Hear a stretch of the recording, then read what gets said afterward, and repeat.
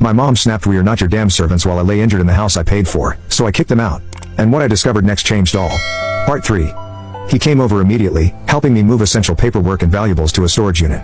He didn't say, "I told you so." He just nodded and asked what else I needed. "You know they're going to lose their collective minds, right?" he said carefully, helping me into his truck. "Eleanor is going to go nuclear. Your mom will probably try to claim elder abuse or something equally ridiculous." "I know," I replied. "I'm done caring." Jared grinned, the first real smile I'd seen in weeks. "About time. Welcome back to the land of self-respect." He pulled into the storage facility. "For what it's worth, I'm proud of you. This won't be pretty, but it's necessary." We moved methodically through my list. Bank statements showing all my payments for their expenses, copied and stored off-site, family photos, and heirlooms that actually mattered to me. Secured important documents, birth certificate, house deed, insurance policies, all safely locked away where temper tantrums couldn't reach them. I changed all my passwords, set up two-factor authentication on every account, and called the mortgage company and my insurance agent to make sure no one but me could make changes.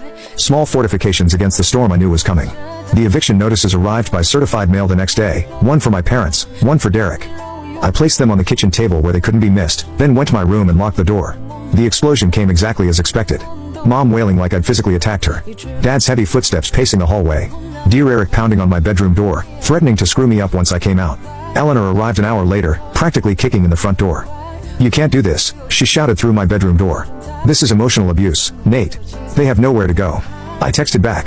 "They can go to your house. You have plenty of space." "That's different," she responded immediately. "We have our routines." "John wouldn't stand for it." "Of course, John wouldn't," I replied. "Neither would I if I'd been given a choice." I stayed in my room that night, door locked. Jared brought me food and checked my bandages. My family raged outside like a storm. I could hear them plotting, trying to figure out how to make me back down. I'd expected guilt. I'd expected anger. What I hadn't expected was sabotage.